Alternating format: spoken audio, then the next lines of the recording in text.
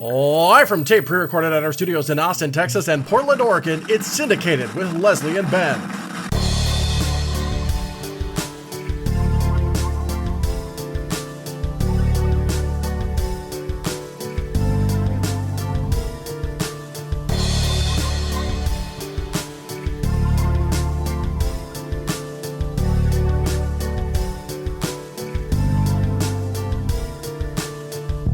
Hey everyone, I'm the Ben of that.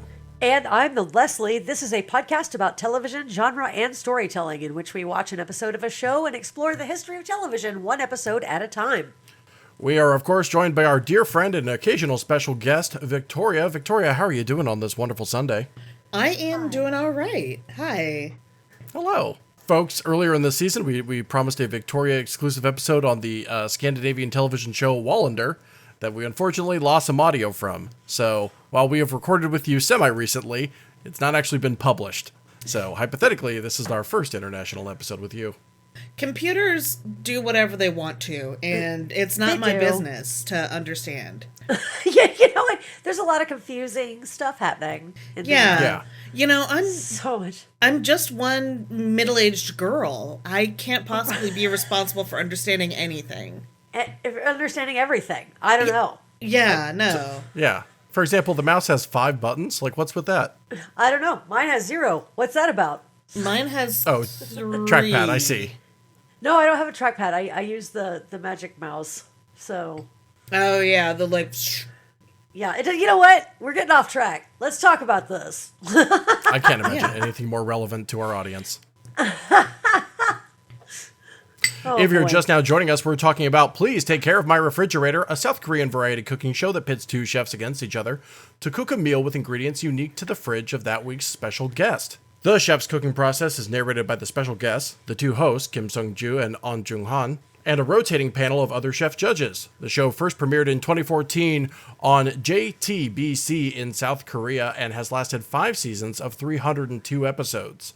The show was canceled in 2019, but has since been rebooted and has aired on Netflix since late 2024.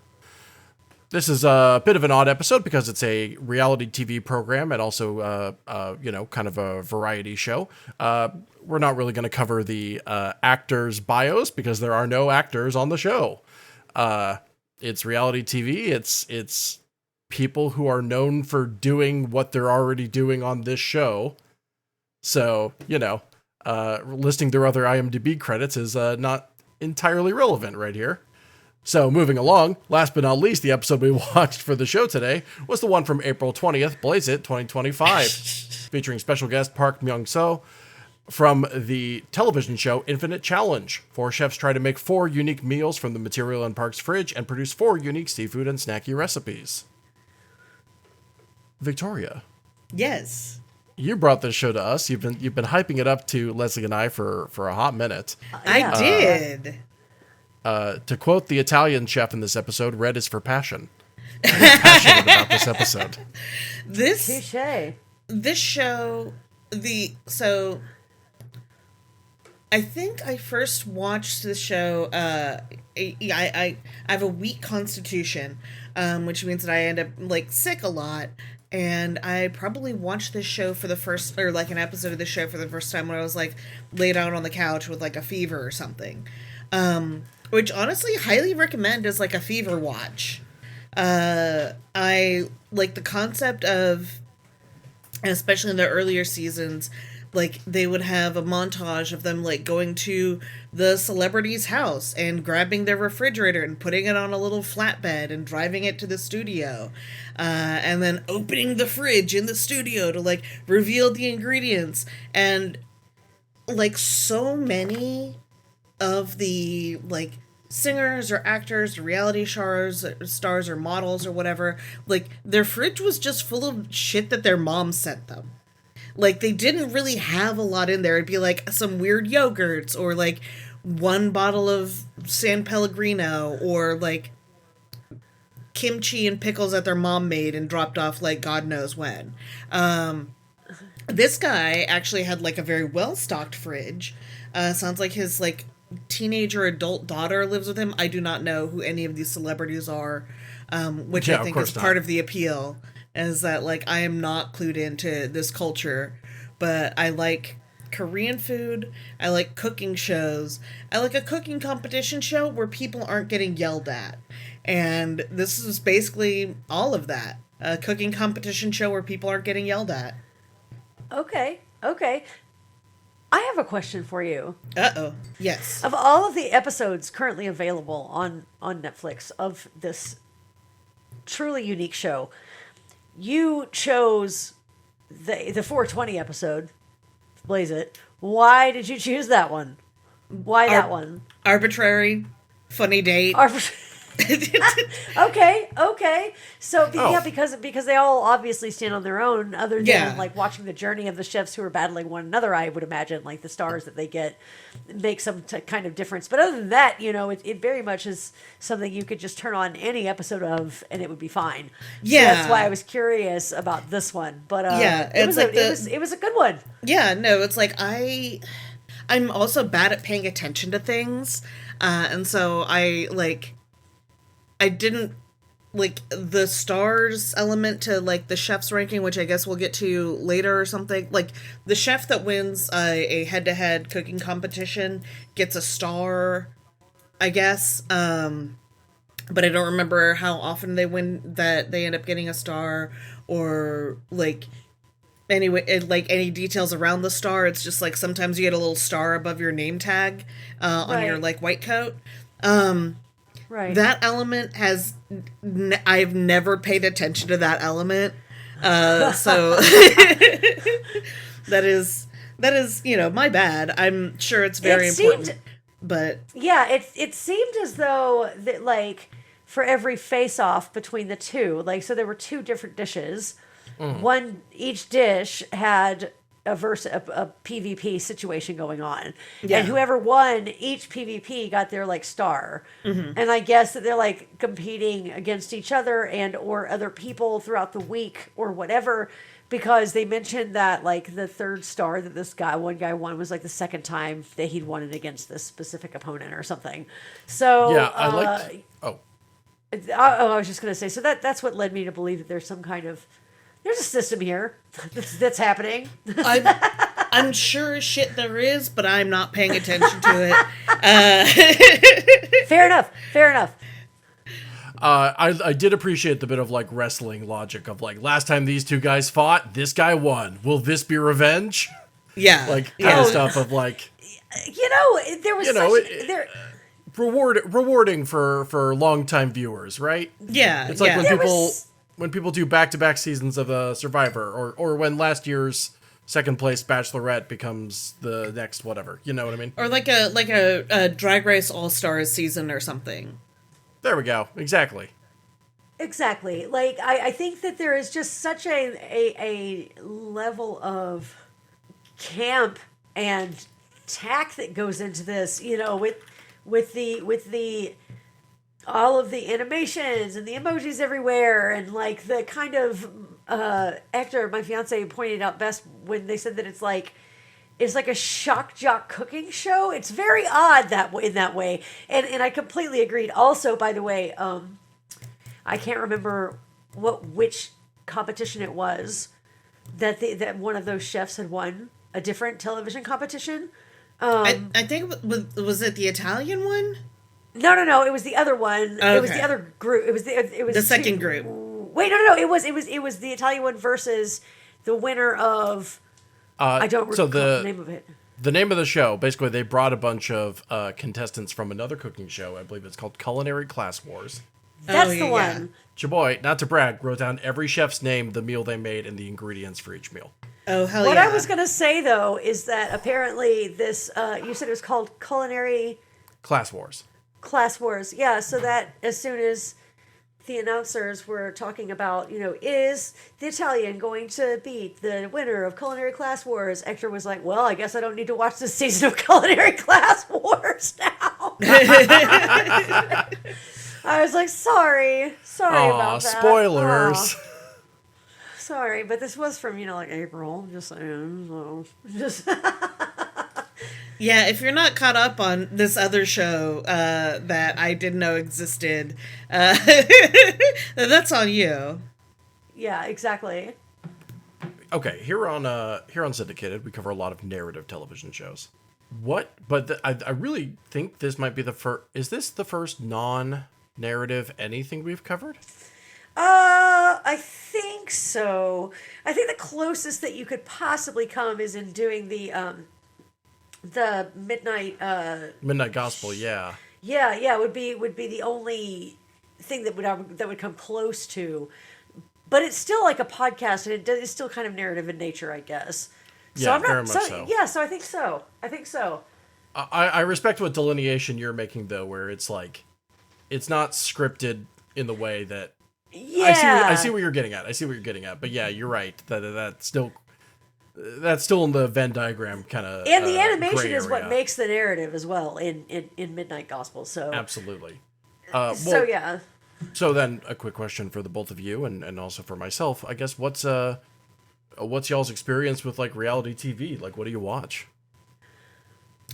I don't watch a lot of reality TV. I will watch like I really enjoyed Traders, the US version of it that I saw this year, and now I'm hooked on that shit. Then of course like Great British Bake Off, like I guess a reality competition is more what I'm into. Sure. You know, and I'm like, yeah, I don't watch that much, but it's like and like as far as like the more like traditional reality trash kind of situation is like Secret Lives of Mormon Wives, really got me. But those, you know, all of those shows, there's a narrative, there's like a plot, there's a through line. Like it's not just like an individual bottle episode that you don't necessarily need a lot of context to understand. Like, you know, with Bake Off, you don't necessarily need to, or like, you know, you can try and like dip in on, you know, Cake Week or something, but then you're not going to understand. It's like, okay, which old lady is this one? Is it the old lady that we like, or is this the old lady that we don't like? You know, who's been struggling that we're all rooting for? Who's somebody that's like, I don't know. Nothing you've done so far has been terribly impressive. Whereas like this show, and I think part of it is because like I don't speak the language. I don't have any fucking clue who these people are. It's like if Chopped was rowdier. Like it's a Sure. Yeah. And so it's like, oh, I can get this. I can follow this. I don't have to understand the language. I don't have to understand like the folks in the show. I don't have to like have a greater context for these people's beefs or anything. You know, I can just like sit here and watch this fun little bit. Yeah, I like that. I get you. You're right in that. Obviously, reality TV is such a broad spectrum. But I guess discounting like the sort of how should I say this, reality TV documentary, like say The Secret Lives of Mormon Wives or what have you, where they're just, you know, your classic we stuck a home in this, or excuse me, your classic we stuck a camera in this celebrity's home and we just watch how their family interacts. Right. Versus say Amazing Race or The Circle or what have you. Yeah. Sure. Yeah. I personally don't love a lot of reality television, although I am one of those people who loves a cooking competition. Mm-hmm. I love a cooking competition, and I am into the trashy documentaries, you know, I'm super, which I consider to be in a way like reality television. But as far as you know, like the Jersey Shores and all that, the Keeping Up with the Kardashians and all that stuff, like that's absolute. And the dating shows I can't do. I used to really, really enjoy RuPaul's Drag Race before it kind of jumped the shark around like season 8. So yeah, that's what I like and don't like in my reality. I watched a lot of those like really early 2000s reality TV shows when they started happening, usually with my parents and whatnot. Like your Survivors at all? I mean, literally, yeah, Survivor, Amazing Race, Bachelor, sorry to mention him, but The Apprentice. Other such stuff from like really solidly like 2004 material. And then proceeded to not watch reality TV at all for the next 2 decades. Yeah. And then only to come back and kind of find, boy, the industry has changed in the form of, say, your Love Is Blind, The Circle, etc. Yeah. So I had a weird gap for a while there, but I watched some like odder competition shows. I think there was like an NBC one called The Mole for a while that was like spy based. Yeah. Okay. Yeah. I did like that kind of stuff. Yeah. But I think my family just maybe drifted away from them in general. So I haven't been able to watch the evolution the whole time. I left the room, came back, and everything had changed. Yeah. Yeah. I think both of y'all would really like Traders. It's on Peacock. Alan Cumming Wait, is the that the one with host. Alan Cumming? Yeah, Yeah, I've seen an yeah. episode of that. It's pretty cool. It is really good. And it's like a combination of Mafia and Survivor. You're trying to figure out who the traitor Mafia the Game is. Yeah, Mafia the Game. Also known Yeah. as Werewolf, like, you know, one of those like Sure. somebody dies at night. Early who killed Among him? Us, if you will. Yeah, like an Among Us, yeah. Yeah. You know, that style of like party game. It's fun. Yeah. but and it's yeah, fun. it's fun. It's cute. You see Alan Cumming and his dog both wearing like cunty little outfits, which is great. Like, It's very nice. It's very nice. yeah. You're right, I do like that one. Yeah. No, and it's, you know, like reality TV being such a like that I think there's like the push to call it unscripted, right? Like that it's not so much like reality as it is like a display of like casting personalities and having a good editor. But not necessarily having like a script writer or anything. Like the editor and the production team are the ones that do the writing. There's just not like folks in a room throwing pencils into the wall, like trying to figure out like how to like make a script work. Sure. Yeah. Right. It's editing and casting. Yeah. That really drive that. Yeah. Sorry, I should say that's me for competition shows. I think in the intervening years, I still watched plenty of like, you know, weird Discovery Channel material. Yeah. Sure, You know, sure. that is technically quote unquote reality TV, but I just don't necessarily. I mean, obviously for the reasons we discussed earlier, I do not consider Deadliest Catch the same as Survivor. No. Sure. No. I did actually, as y'all were talking, I just remembered that I used to watch The Colony, which was a Discovery Channel show about people trying to live in a post-apocalyptic environment, and they were like trying to figure out how to like get electricity and filter water to their compound and stuff. Right. But I think that's the last like major one I remember watching. It Yeah. turns out that aired in 2009. Wow. Well, all Wow. right. So anyway, I was just curious because obviously this is a genre that we have not tackled a ton of, and I know obviously that like it's ever since I stopped watching, reality TV has not gotten any less popular, to say the least. Sure. It's still there's so much.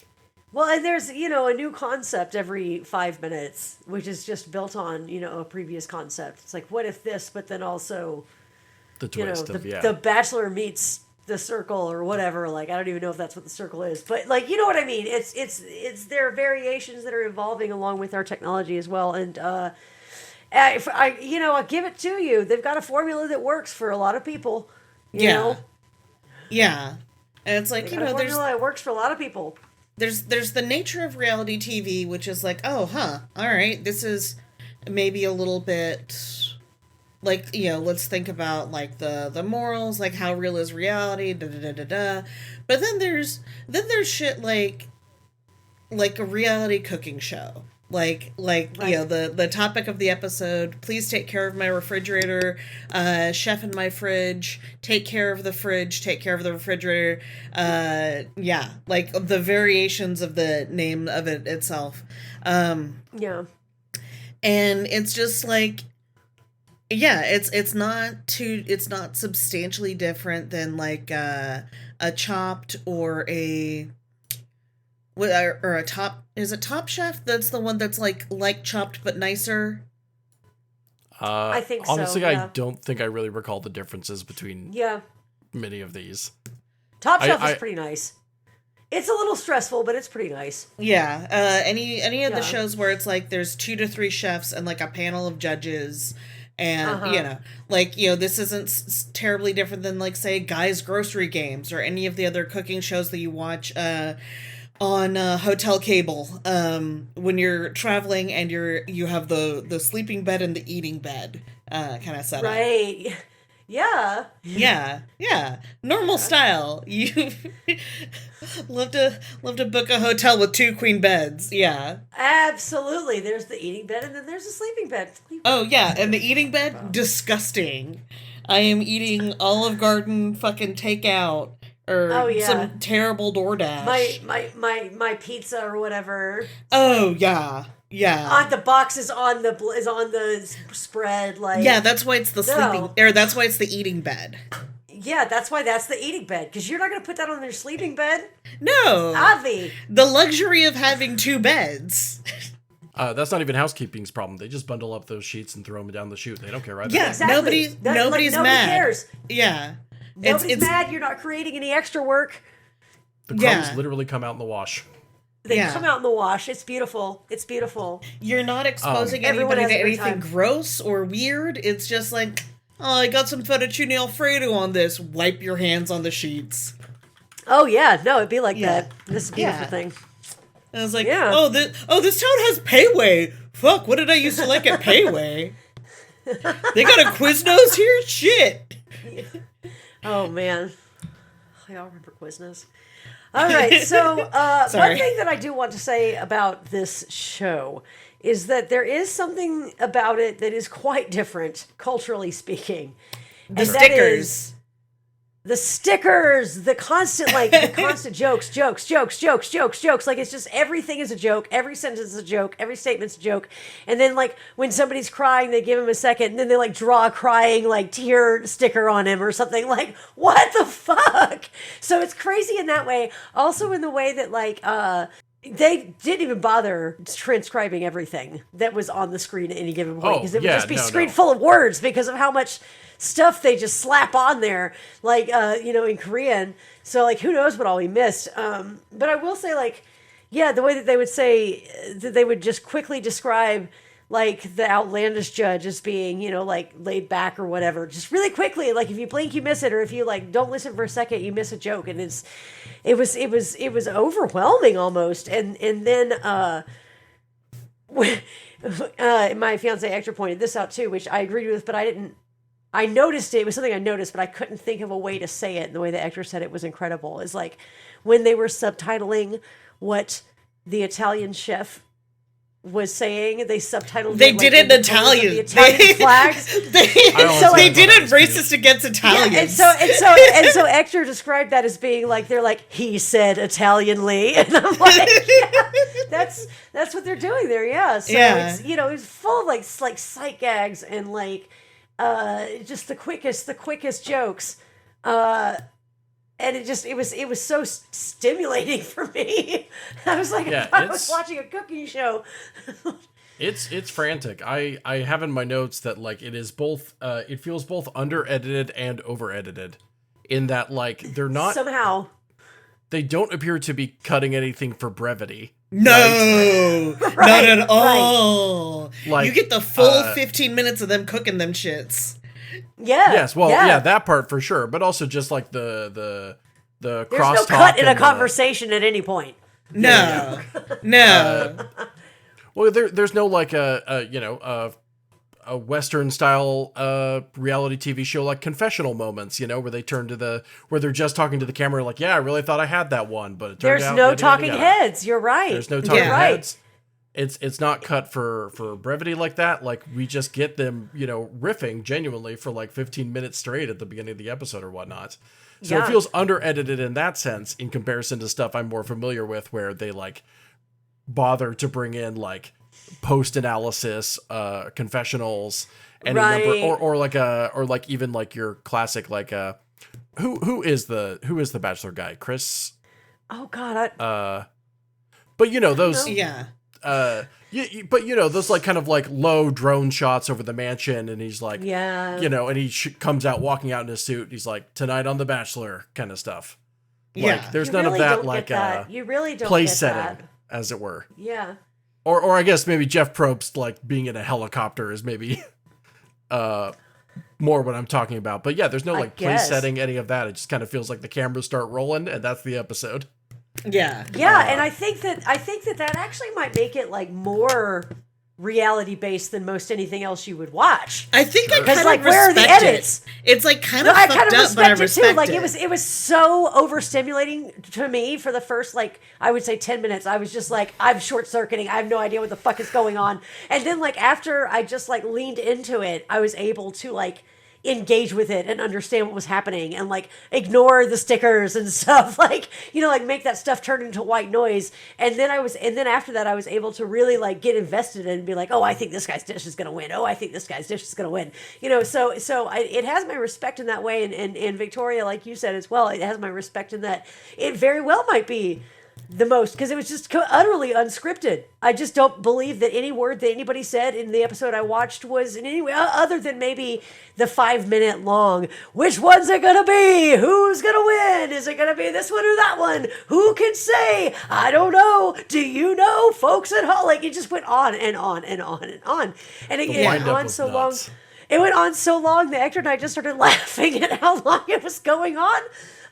But I will say but I ended up really. I started out being like, I don't know about this, but I ended up really, really engaged.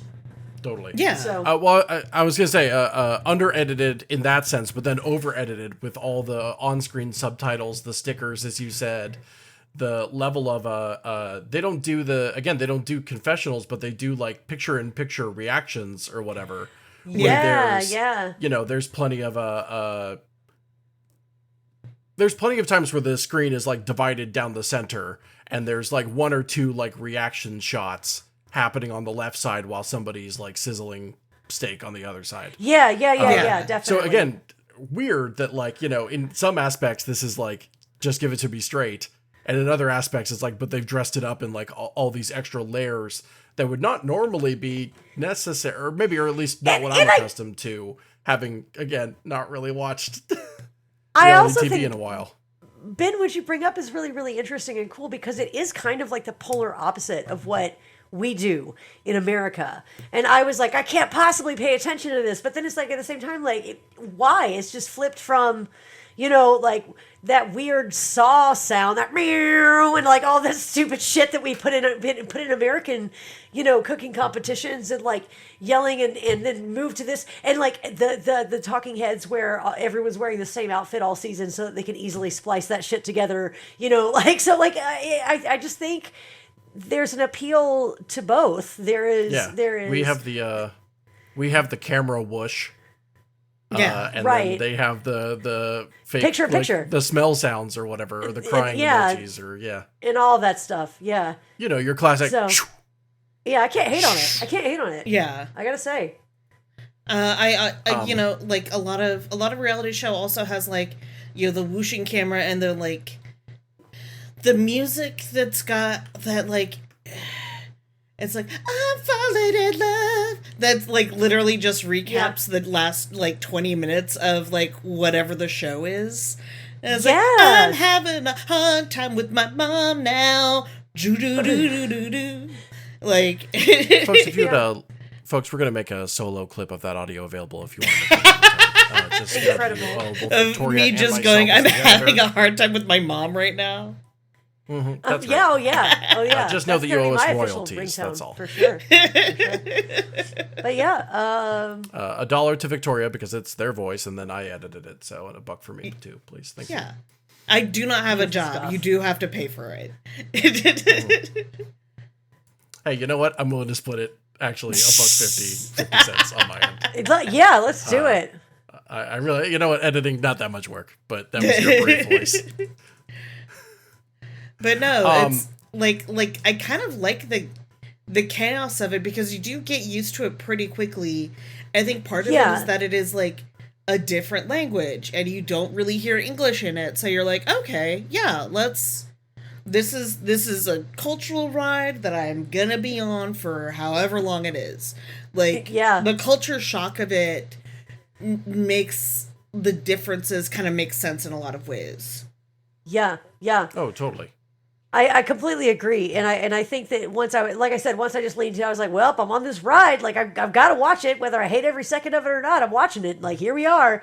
Then I started, like I said, by the time we got to the second challenge, I was like, we were saying, oh, I think that this guy's gonna win. Oh no, I know what he's doing with that. He's gonna do such and such. He's gonna make tofu fries. Blah blah blah. So like by that point, we had gotten really those quite tofu invested fries in looked it. fucking good. Didn't they though? Yeah. I'm so sad about his cheese sauce that it solidified, because that would have been bomb AF. Yeah. His dough was too thick. Yeah, he tried to do it. He tried to cook it too hot. Is like Too hot. Who, He tried to who cook it too amongst hot. us hasn't like accidentally scorched American cheese trying to make like queso too quickly? Because you have had 6 beers and you need a beer snack.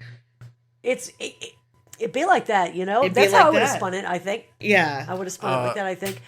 We can, by the way, get into the recipes because I bothered to write down all the various ingredients and who made them. Well, yeah. Let's get into Let's talk that. about the actual like contents of the fridge. Yeah. Oh, for sure. I do want to say this style of editing is not totally unfamiliar to me.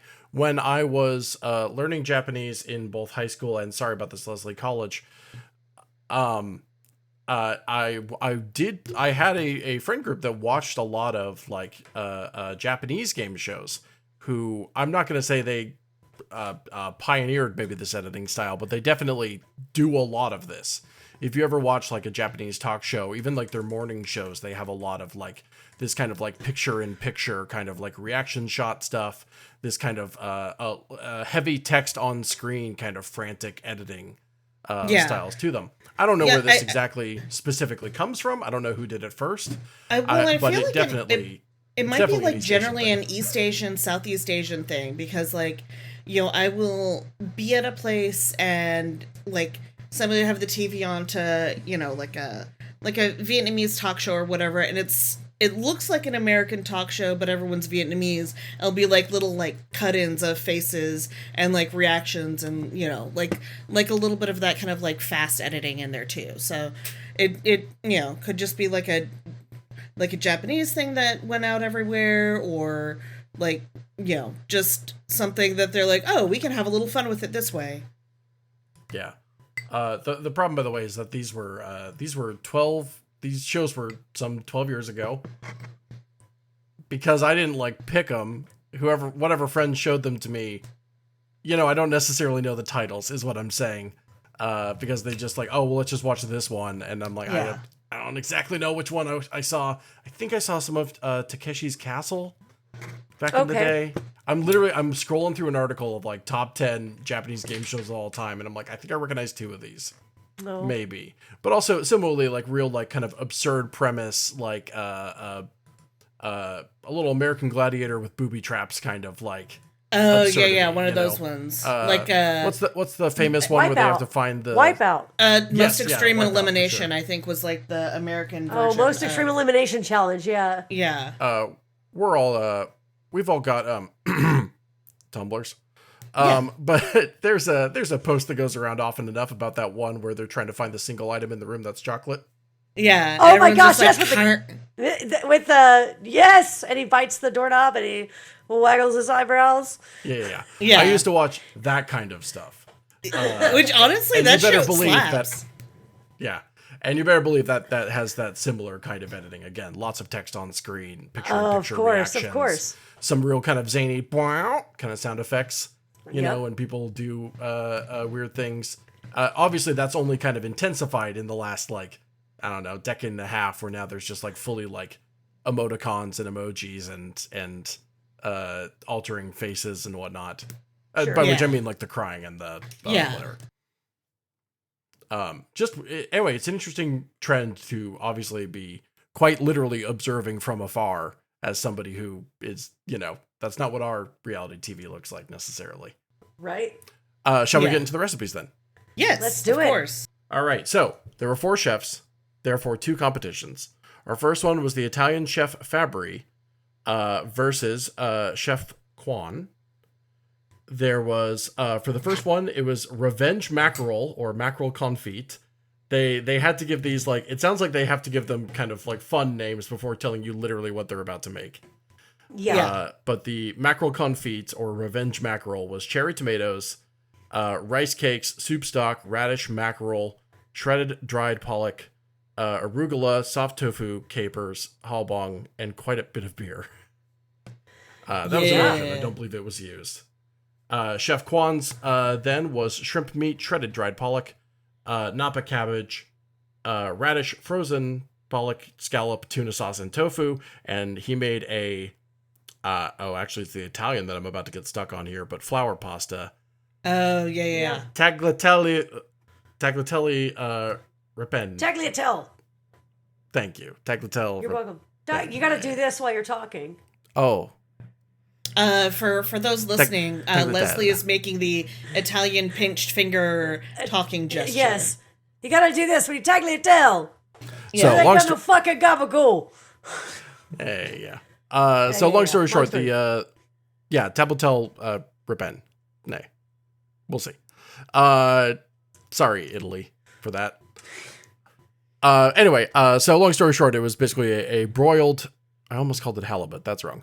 Broiled mackerel versus a kind of basically singular tortellini. Yeah. Oh yeah. Yeah. It was like an enormous, like genuinely, it kind of looked like a cinnamon roll, but it was tortellini. Yeah. Like a shrimp filled, yeah, and like the thing was like, oh fuck. Like a too big dumpling, like an artistic looking dumpling. To me, it just looked like a giant tortellini, like just one massive. Like if you imagine like a bowl of tortellini was a cartoon and it just morphed into one giant tortellini, this is what it would look like. Yeah, and it was essentially done in the style like a filled pasta, like an Italian filled pasta is essentially, or it's not too dissimilar than like a like East Asian style dumpling, like your gyoza, your pot stickers, your why can't I think of the word for Korean dumpling? Mandu, I think, is the word for it. Oh yeah. Where it's like the kind of like stretchy dough with like a very like minced or pureed filling in it that's like steamed upright in a way. Right. I think that was his goal based on the filling being like very much like normal Korean dumpling filling with like the scallop and the shrimp and like the tofu and all that kind of all that good stuff. Right. But yeah, also using gochujang to like make the color of the pasta itself was really interesting to me. A bitch that do love to cook and also deeply enjoys eating. Yeah, yeah. I was like, definitely. you've made a dumpling that is not a soup dumpling, but it already has all the shit that I would mix together to make the sauce for. Oh, yeah, that's a good point. It is not a self-saucing, but it is a pre-sauced dumpling in soup. I thought it was fun. I thought I liked Chef Fabry. He was fun. He was really fun. The Italian chef who emigrated. Yeah. I liked all of their banter and whatnot with the jokes about his costume, or rather his uniform, and how it resembled certain national flags and whatnot. That poor guy. Yeah, and it's just that he wore a red het sweatband.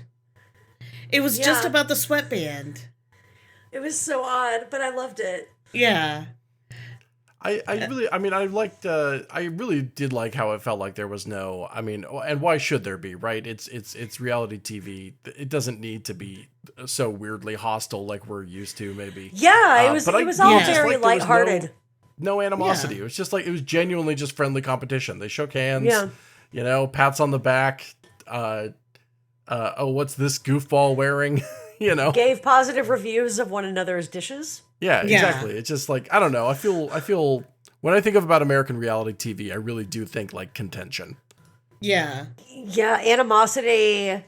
Like you said, yeah, that's a good point. Yeah, animosity is the absolute correct way to describe like American reality shit. It was like everybody seems to like want to get one over on the other person when it's like it's just snacks. It's whatever this dude has in his fridge. This guy actually had food. Right. Right. I've watched older episodes of the show where like it is just yogurt and kimchi, and they're like, I can't. There's nothing in here to make food with. Yeah. You don't like. There's no like nothing is like. Oh, I've been home for 6 weeks. It's like. What?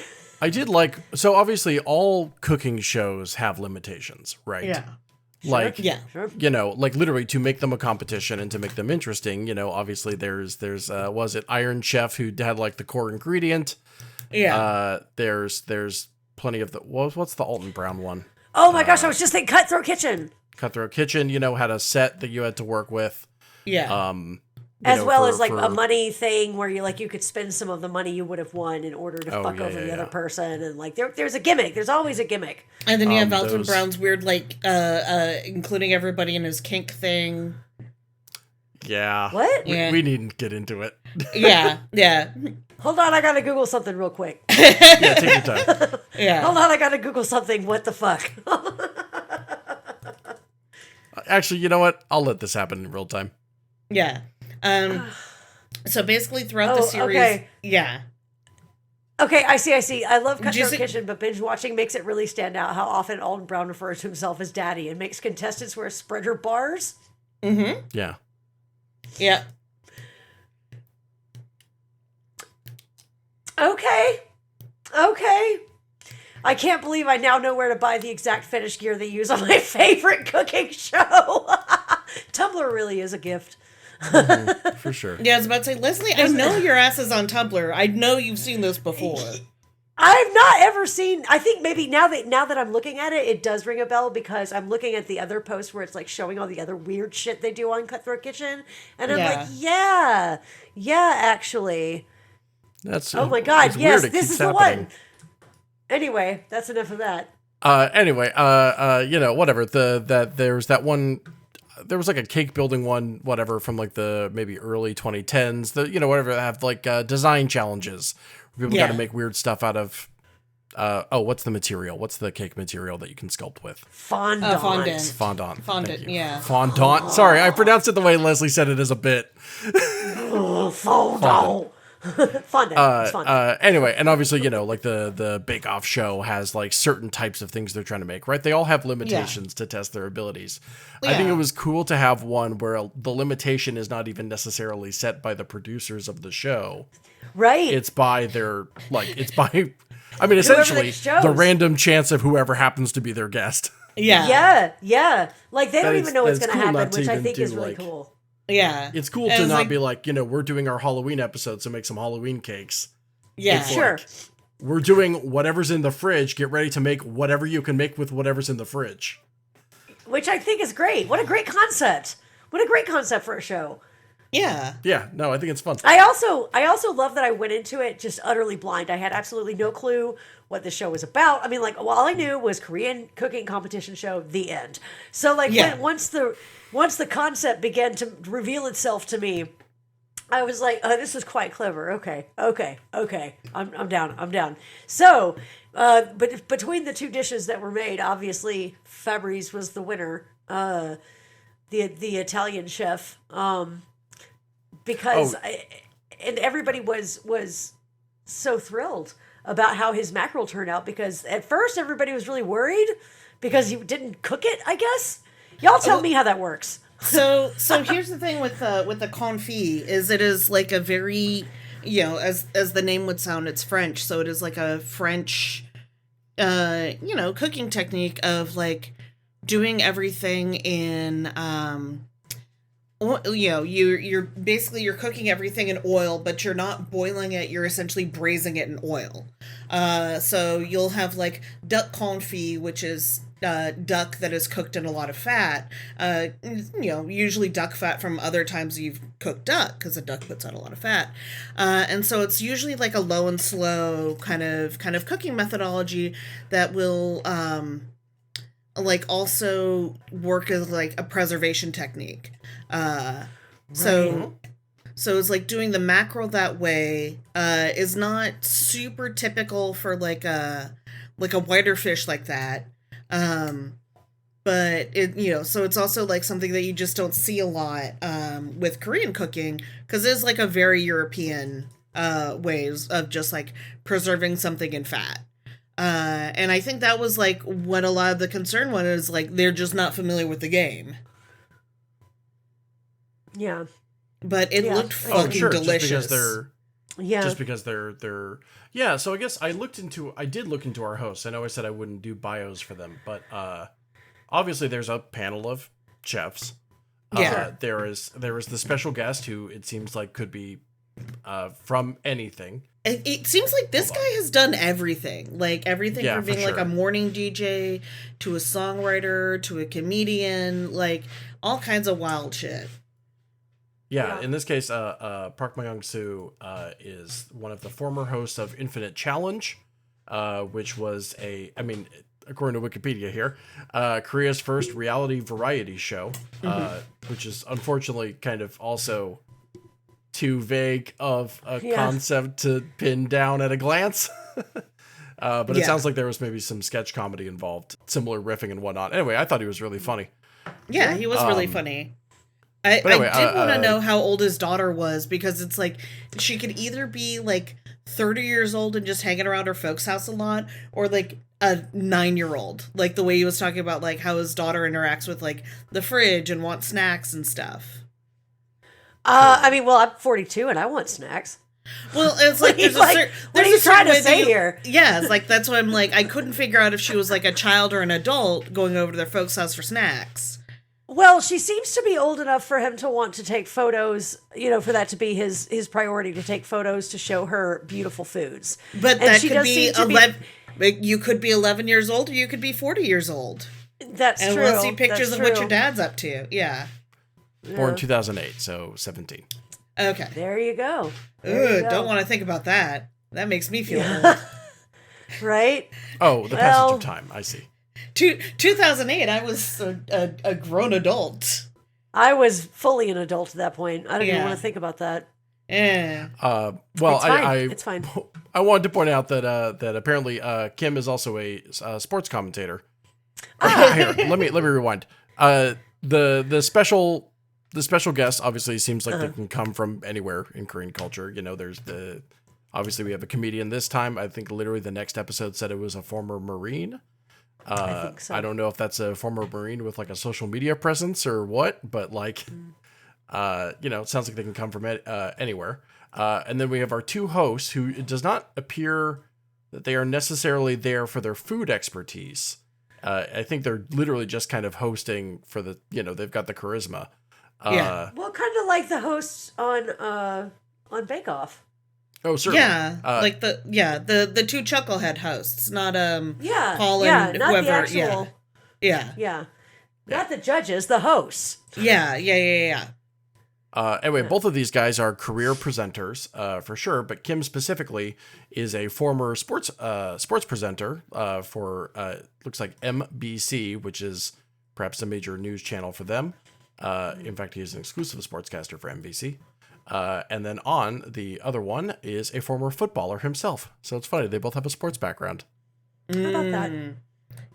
That explains like why the constant talking, because like that's what you do when you're sports broadcasting, when you are like announcing at like wrestling or boxing or anything. You just have to talk the entire whole time. The whole time. You just have to fill space. There's no dead air. You gotta make space. it happen. Yeah.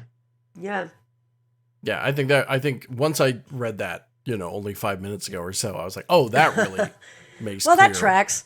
Yeah. Yeah, I mean, and it fits the format of the show. Obviously, they're commenting on. I know there's again a bunch of other chef judges and whatnot, but they're commenting on a live event in real time. By the way, I really appreciated when one of the hosts, I don't recall which one it was, kind of got up and like with one of those like little GoPros on a stick. Started getting additional footage around. Oh, that made me want to crawl out of my skin. I was so upset by that. Wait, why? Don't be in the way. Oh, I don't think it was in the way. But also, I'm also somebody who's never been able to like cook with another person in the kitchen. Even if I go over to somebody's house and they're like, "Oh, let me make you dinner." if they let me into the kitchen, I slowly box them out until I am taking over and doing it myself. Because I'm a real fucking sicko. All right. Well, that's good to know. I might want to make you dinner sometime. I'll let you know. Yeah. No, seriously, you can do that, and I will fall for the bait every single time. Every time. Yeah. Every time. Awesome. What are you good at cooking? Maybe I'm good at cooking the same things, and then I could invite you over and I could cook you something that you're good at cooking. I'm actually pretty good at like Korean food for American palate. Let me be pretty clear on that. American food generally, like Tex-Mex, sure, a couple of random, like some Japanese food. Wow, I'm really good at all that stuff too.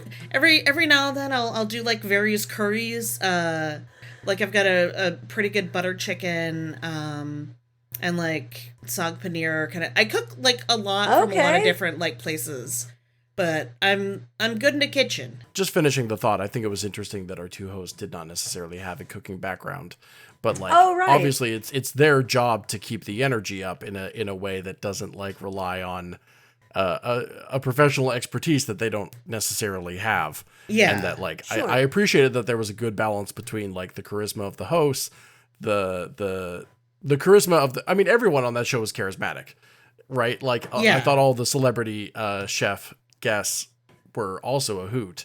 But, I think it's interesting how it was kind of like divided between like purely just like the host hype, the kind of maybe more personal aspect from the special guest who's just like talking about what they love to eat. Oh, yeah, I have that in there because I make this all the time.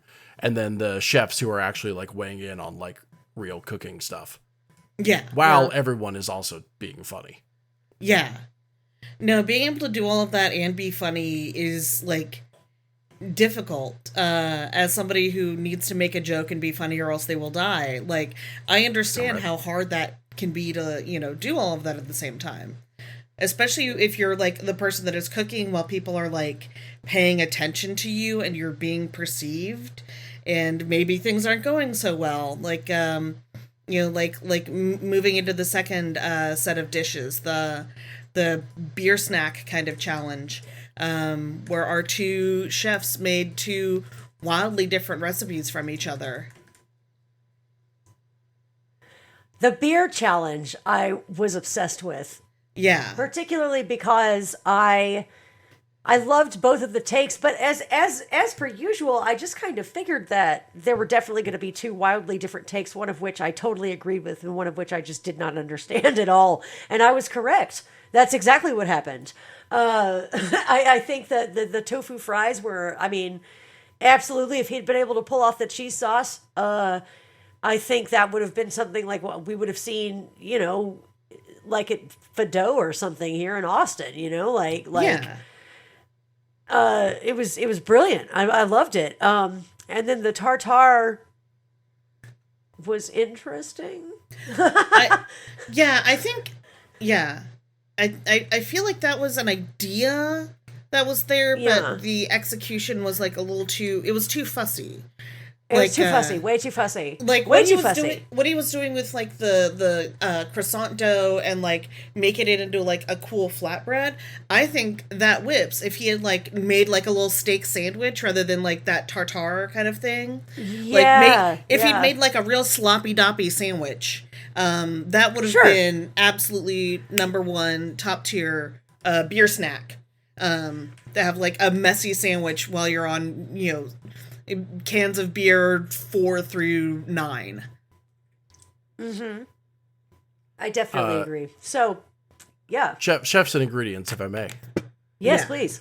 We have a chef nom no, who had caviar, olive, caper, arugula, ribeye, cherry tomatoes, truffle, olive sauce, balsamic vinegar, and croissant dough.